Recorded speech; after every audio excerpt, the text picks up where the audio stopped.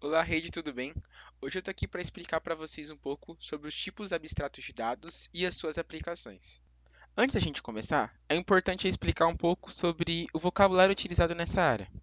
Primeiro, sobre um algoritmo. O algoritmo ele é basicamente um conjunto de instruções, ou de passos, que você segue para realizar uma tarefa ou resolver o problema.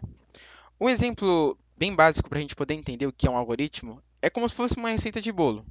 Primeiro você tem que seguir o conjunto de etapas de uma ordem específica para poder alcançar o resultado final. Outro termo muito utilizado é a estrutura de dados, que é a forma de organizar e armazenar dados de maneira mais eficiente, para que você possa utilizá-los de maneira mais fácil e rápida. Em outras palavras, ele é um jeito de organizar as informações dentro de um programa com o objetivo de que você consiga manipulá-las de maneira mais eficiente.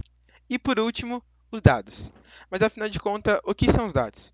Os dados são simplesmente informação que pode ser processada, armazenada ou manipulada por um computador. Eles podem ser de qualquer tipo de coisa que tenha valor ou significado.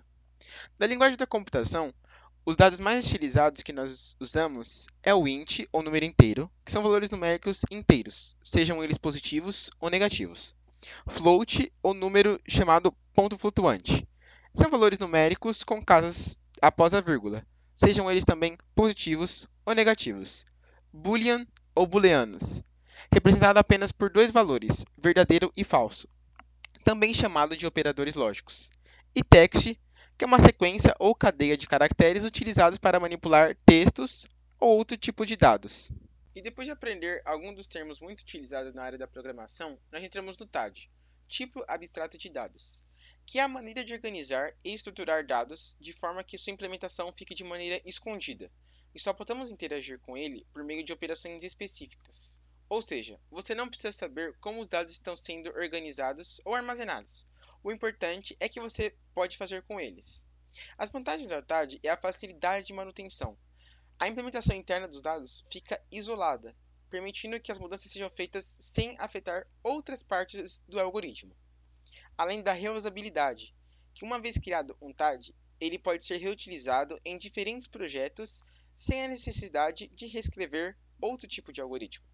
E além também da segurança e controle, que a implementação dos dados é oculta e você só pode interagir com eles por meio de funções definidas. Para ficar um pouco mais simples da gente entender, vamos imaginar o controle remoto. Você não precisa entender como os circuitos internos funcionam ou como ele envia os sinais para a televisão.